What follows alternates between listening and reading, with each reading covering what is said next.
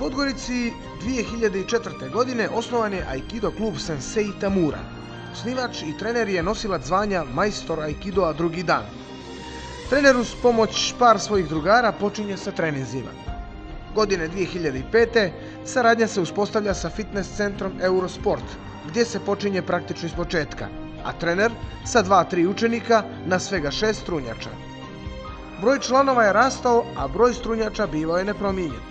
Morala je da padne odluka.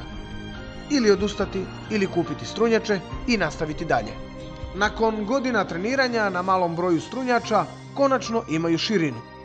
Kako je broj članova i razlika u generacijama rasla, izvršena je podjela članova u dvije grupe, mlađi i stariji. Klub Sensei Tamura radi sa djecom predškolskog i školskog uzrasta koji čine grupu mlađih, kao i sa odraslima, bez barijera u pogledu godina starosti, a koji čine grupu odrasli. Aikido je vještina kojom čovjek može da se bavi dok god se osjeća fizički i psihički sposobni. Kako nam reče trener kluba Vlahović, kroz klub je prošlo i ostalo mnogo članova koji uporno vježbaju i relaksiraju se uz Aikido vještinu. Mlađi članovi donose radost i dobro raspoloženje klubu, a stariji daju primjer kakvi bi oni mogli da budu kad porastu. Klub sada broji oko 40 aktivnih članova i ima veliki broj prijatelja. Aikido klub Sensei Tamura zajedno sa Aikido klubovima Podgorica, Budućnost i Hombu čini Crnogorski Aikido savez.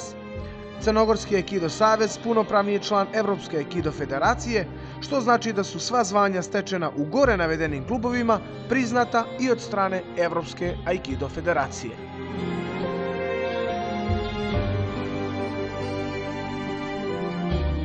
Već smo sad u jednom razgovoru neformalnom prije nego što smo počeli ovo snimanje. Ajde malo približi samo ljudima šta je Aikido. Rekao si da nema takmičenje. Čemu služi Aikido? Aikido je japanska vještina samoodbrane, bormačka vještina samoodbrane. Jako je zanimljivo da u Aikidu nema napada, što znači je svrstava u bormačku vještinu, a ne sport. Što je na taj način se nije vještina osakatila sa smanjenjem brojem tehnika. Jer recimo judo, kad je postao olimpijski sport i karate, znači morali su da naprave jednu čistku opasnih tehnika koje bi mogle da budu jako nezgodne na takmičenju. Znači, kod nas nema takmičenja, postoje naravno neke tehnike koje su složenije, komplikovanije i samim tim i opasnije, ali kad se radi pažljivo, ne dolazi do povreda, naravno. Vaš klub ima koliko majstora i kako se dolazi do titule majstora u Aikidu? Moj klub, istorijat u stvari Aikidoa kod nas u Podgorici, počeo je tako što je osnovan Aikido klub Podgorica.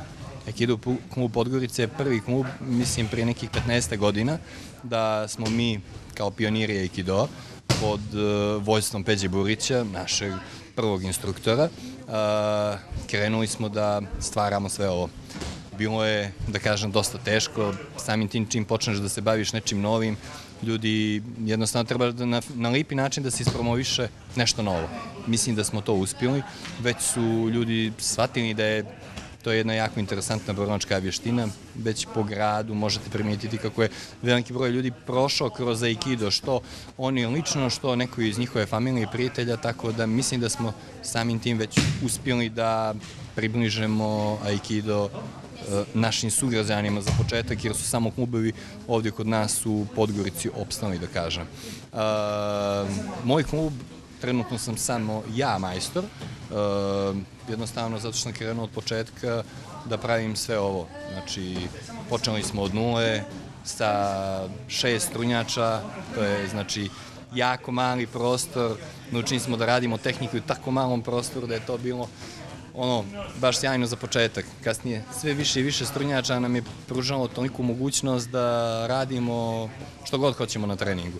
Tako da sad evo sa nekih 60 skromnih kvadrata ima nas nekih 40 članova, što djece, što odraslih.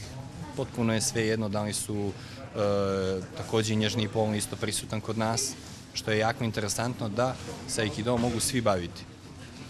Ja se trudim da mi Aikido bude rekreacija. Znači, nema takmičenja, nema profesionalizma, idemo, treniramo dok god je lijepo, prijatno i zabavno. Sa tehničke strane, Aikido ima svoje korijene u nekoliko stilova jiu-jitsu, od kojih je također nastao i moderni judo.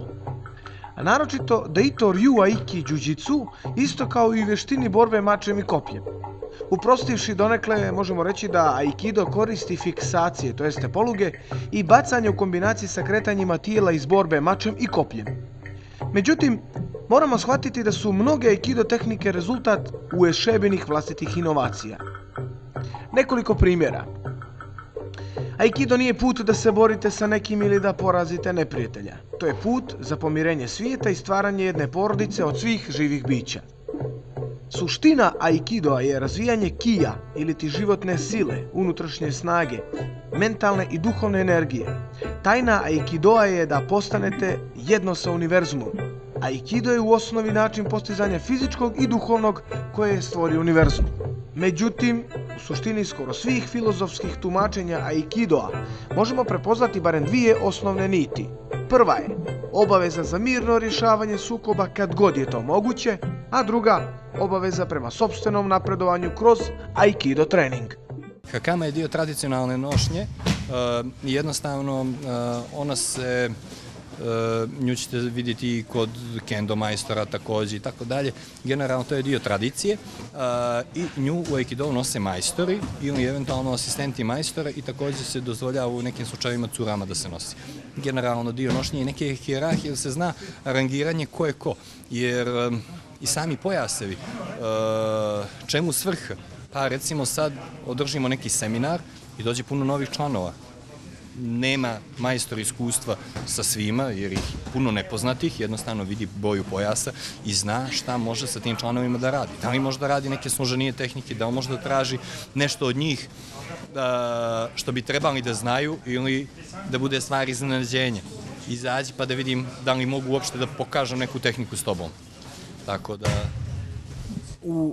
Poznato je da u svijetu mnogi tjelohranitelji ili bodyguardi, što bi mi rekli, moraju da prođu složenije testove upravo Aikida, to je ta samodbrana, ali znamo da je u svijetu Aikido mnogo razvijen. Kakva je situacija u Crnoj Gori? Koliko ima klubova uopšte Aikida u Crnoj Gori uopšte?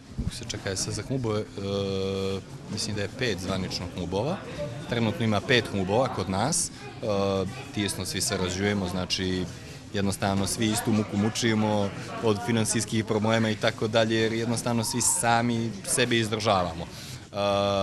Naravno, što si rekao da tjelohranitelji prolaze razne obuke, često su te obuke dosta improvizovane.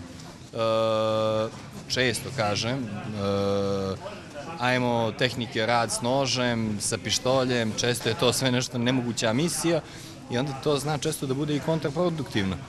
Da ljudi jednostavno misle da mogu da barataju sa tim tehnikama, ali to je totalni promašaj. Kažem, naravno, postoje profesionalci i što se tiče instruktora i svega, neću ja da kažem da ja mogu da radim te obuke. Jednostavno, ja sebe vidim u ovom radu, pogotovo radu sa djecom, jer u principu jedini radim Aikido sa djecom i to me u potpunosti ispunjava i da kažem, jako je lijepo gledati tu djecu kako napreduju, rastu u jedne fine momke i djevojke. Samo da dodam čisto još što se tiče security varijanti i obezbeđenja. Naravno, sve to utiče na promociju dodatnu Aikidoa, tako da ljudi se jednostavno vremenom možda još više zainteresuju za Aikido i počnu da vježbaju jednu vještinu samoodbrane, znači koja nije agresivna, a vještina mira, nazovimo tako. Da li vam možda dolaze nekako roditelji ako vide da Aikido nema takmičenje? A što će mi ovo za dijete, recimo? Pa naravno, najbolje je napraviti izbor, da dođu ljudi slobodne volje, kome se svidi, kome se ne svidi, ne. Znači ne mogu da... Ne postoji idealna vještina, ne postoji idealan sport, neko voli jedno, neko voli drugo. Najbolje bi bilo kad bi bilo što više izbora, što više mogućnosti i takmičenja, i vještina, i rekreacija, i sporta, i bilo čega. Ne treba se ograničavati na jedan sport, na jednu vještinu. Jednostavno, trebaju ljudi da se bave zdravim stvarima i da njih čini srećnim. Pa, što god to bilo. Za kraj, zašto biste i kome preporučili Aikido? Zašto i kome? Pa jednostavno, ja lično svim dobrim ljudima koji jednostavno nisu previše agresivni, jer volim da radim s takvim ljudima. Jednostavno želim da mi ovaj trening bude rekreacije, zabave i druženje. Tako, tehnike, hoće li biti dobre ili loše, sve će to vrijeme pokazati, dovesti u neku zdravu rekreaciju, da kažem, a sad uvijek treba ljudima pomagati. Dođu ljudi sa raznim, pogotovo djeca, sa raznim problemima. Ajde pričamo ravne tabane i tako dalje. Sve to može na jedan lijep i zabavan način da se iskoriguje koliko je toliko u mojoj moći, jer opet, da kažem, ja trening prilagodim i takvim osobama, ali ne želim da bude nametljivo. Da jednostavno uz druženje svi rade iste vježbe i zabave se i treniraju i odu nasmijani iz ove sale. To je moj uspjeh.